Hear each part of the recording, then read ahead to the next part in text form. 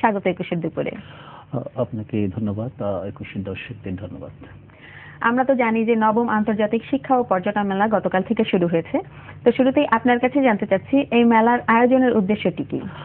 মেলাটা বেসিক্যালি আয়োজনের একটাই উদ্দেশ্য, যে অ্যাওয়ারনেস গ্রো করা।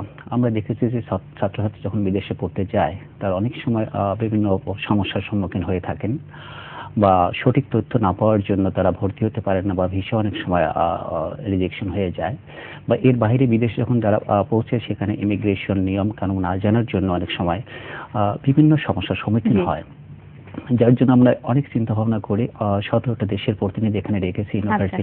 ইউনিভার্সিটি এখানে আসছেন স্টুডেন্ট ভর্তির সঙ্গে সমস্ত যোগ্যতা, যে কি হলে সে ভর্তি হতে পারবে, কি হলে সে ভিসা পেতে পারে, কি হলে সে স্কলারশিপ পেতে পারে, ওখানকার ইমিগ্রেশন নিয়ম কানুন কি হতে পারে, এই তথ্যগুলো এখান থেকে সরবরাহ করা হচ্ছে। আচ্ছা, তো এইবারের মেলায় কয়টি দেশ অংশগ্রহণ করছে? 17টি দেশ অংশগ্রহণ করছে। এর ভিতরে আপনি USA, UK, Canada, Australia, New Zealand, Poland, Germany, Netherland, Spain, Italy উল্লেখযোগ্য। আচ্ছা, একটি গুরুত্বপূর্ণ বিষয় আপনার কাছে জানতে চাচ্ছি যে এই মেলায় কি স্পট অ্যাডমিশনের কোনো ব্যবস্থা রয়েছে কিনা? এই মেলাতে স্পট অ্যাডমিশনের ব্যবস্থা আছে। ছাত্রছাত্রী যদি তাদের এডুকেশনাল ডকুমেন্টস নিয়ে আসে, সেক্ষেত্রে স্পট অ্যাসেসমেন্ট করে ওই ইউনিভার্সিটির প্রতিনিধি তাদের স্পট অ্যাডমিশনের ব্যবস্থা করছে। আচ্ছা, তো এই মেলার এইবারের আকর্ষণ কি থাকছে শিক্ষার্থীদের জন্য? স্পট অ্যাডমিশন একটা অন্যতম আকর্ষণ। এর বাইরে কিছু কিছু আকর্ষণ আছে, যেমন ইউনিভার্সিটি অফ ডার্বে, টাসমাক London Business School qualified student খোঁজার জন্য তারা এখানে এসেছে, এবং ভর্তির জন্য আইএলটিএসটা তাদের ম্যান্ডেটরি। কিন্তু এখানে তাদের একটা সেন্টার তারা তৈরি করেছে এই 3 দিনের জন্য। কেমব্রিজ এক্সামিনেশনটা তারা এখানে নিচ্ছে, এবং কেমব্রিজে যে পাস করবে ইংলিশ টেস্টিং যে এখানে পাস করবে তারা আইএলটিএস লাগবে না, সেক্ষেত্রে আইএলটিএস ছাড়া সে ভর্তি হতে পারবে। এটা একটা অন্যতম আকর্ষণ। এর বাইরে কিছু কিছু আকর্ষণ আছে, যেমন স্কলারশিপ স্পট অ্যাসেসমেন্ট করার পরে তারা স্পটে স্কলারশিপ নিতে পারছে।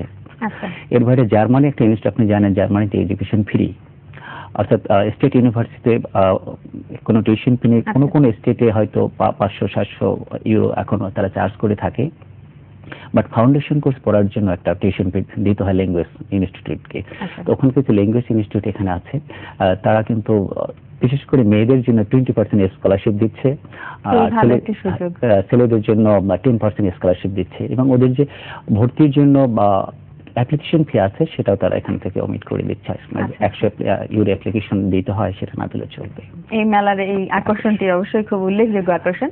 তো এবারে আরেকটি বিষয় আপনার কাছে জানতে চাচ্ছি যে আমাদের দেশে অনেক সময় দেখা যায় যে উচ্চশিক্ষা লাভের ক্ষেত্রে অনেক শিক্ষার্থী বিভিন্ন প্রতিষ্ঠানে টাকা পয়সা দিয়ে প্রতারিত হন।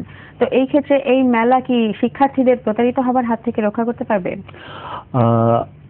আমরা চেষ্টা করে যাচ্ছি, কারণ আমি আগেই বলেছি যে অ্যাওয়ারনেসটা গ্রো করছে আমরা মেলা থেকে, যে আমরা ছাত্র ছাত্রী অভিভাবক সবাইকে মেলাতে আমন্ত্রণ জানাচ্ছি ভিজিট করার জন্য।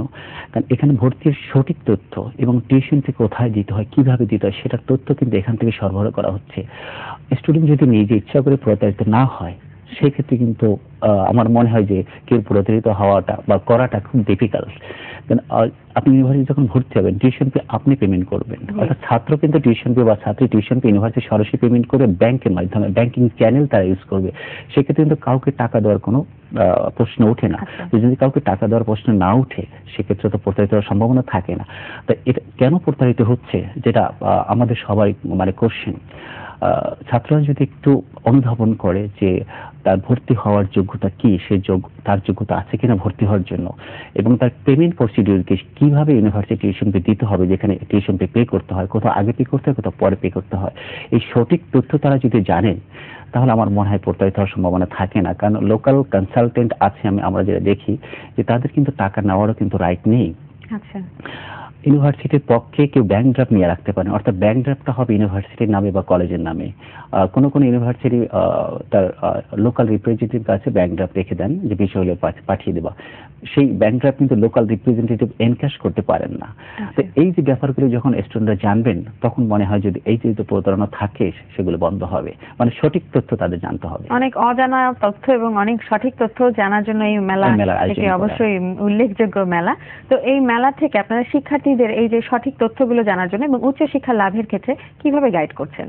আমরা গাইড করছি যে ইউনিভার্সিটি যারা আছেন এখানে প্রতিনিধি যারা আছেন তারা বিভিন্ন অ্যাওয়ারনেস সেমিনার করছেন। আচ্ছা, অ্যাওয়ারনেস সেমিনার আমাদের এভরিডে 6টা করে সেমিনার আছে, সেখানে স্টুডেন্টরা তারা আসছে তাদের গার্ডিয়ান সহ, এবং ইউনিভার্সিটির যারা রিপ্রেজেন্টেটিভ আছে তারা ফ্রি তথ্য দিচ্ছেন। প্রেজেন্টেশন ইউনিভার্সিটির কি সাবজেক্ট আছে, টিউশন ফি কত, কিভাবে তারা ভর্তি হতে পারবে, মানে সেখানে আইএলটিএস বা টোফেল এগুলো লাগবে কিনা, লাগলে কতটুকু, এবং তাদের টিউশন কতটুকু লাগবে, এবং তার টিউশন ফি কিভাবে পেমেন্ট করতে পারবে, এবং তার যোগ্যতা আছে কিনা ভর্তি হওয়ার জন্য, মানে সমস্ত তথ্য একটা ছাদের নিচে পাচ্ছে। এবং আমাদের সাথে এখানে ব্যাংক আছে, জানেন ইস্টার্ন ব্যাংক আমরা আমাদের ব্যাংকিং পার্টনার। একজন ছাত্র যখন বিদেশে ভর্তি হতে যায়, এই যে সমস্যাটা যে প্রতারিত হচ্ছে, যখন সে সঠিক তথ্য জানবে তখন কিছু হবে না, কিন্তু ব্যাংক বলে দিচ্ছে যে তুমি টাকাটা কিভাবে পাঠাবা।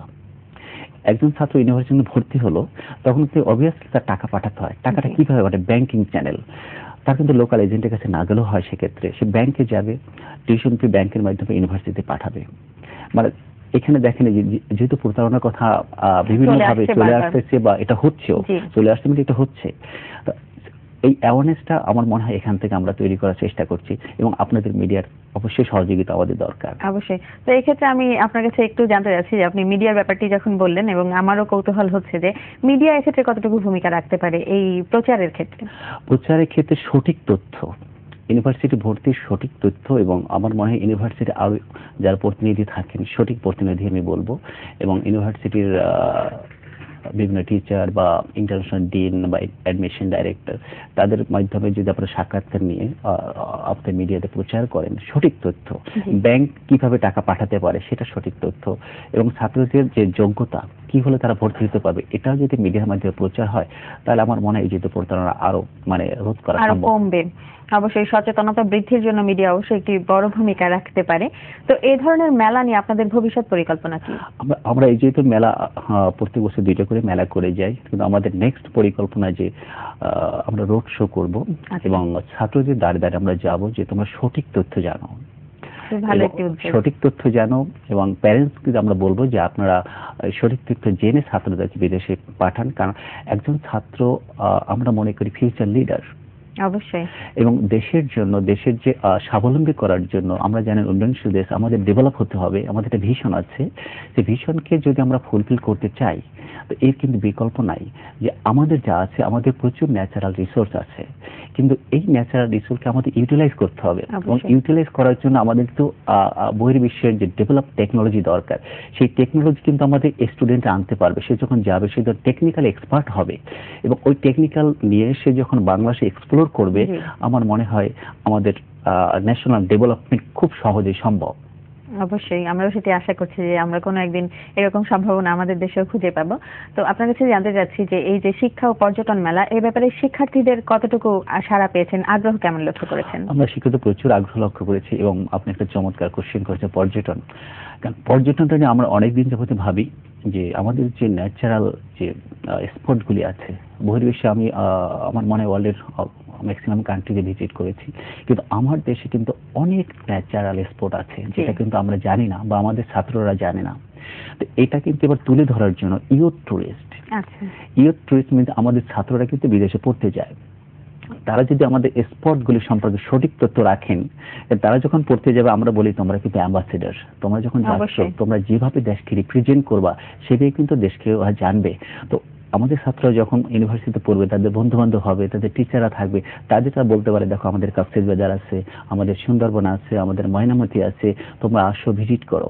এবং এছাড়া আমাদের আরেকটা লক্ষ্য আছে যে এডুকেশন এক্সচেঞ্জ প্রোগ্রাম, যে আমাদের ছাত্ররা শর্ট টার্মের জন্য বিদেশে পড়তে যায়, শর্ট টার্মের জন্য টেকনিক্যাল এক্সপার্টিসের জন্য। মনে করেন এখানে আমাদের ঢাকা ইউনিভার্সিটির 100 স্টুডেন্ট আমেরিকা ইউনিভার্সিটি গেল এক্সচেঞ্জ প্রোগ্রামে, 1 মাস থাকবে, পড়বে, তারা দেশকে সঠিকভাবে তুলে ধরতে পারবে সকলের সামনে। আমরা অনুষ্ঠানের একদম শেষ প্রান্তে চলে এসেছি, আপনার সাথে কথা বলে অনেক ভালো লাগলো। উচ্চশিক্ষা লাভের জন্য আমরা অনেক গুরুত্বপূর্ণ তথ্য আপনার কাছ থেকে জানতে পারলাম। একুশে টেলিভিশনের পক্ষ থেকে আজ উপস্থিত হওয়ার জন্য আপনাকে অনেক অনেক ধন্যবাদ। আপনাদের সবাইকে ধন্যবাদ, এবং দর্শকদেরকে ধন্যবাদ। আপনাদের মাধ্যমে আমি বলবো যে আমাদের প্যারেন্টস, ছাত্র ছাত্রী ভাই বোনেরা মেলাতে আসুন, এবং সঠিক তথ্য জানুন, জেনে আপনারা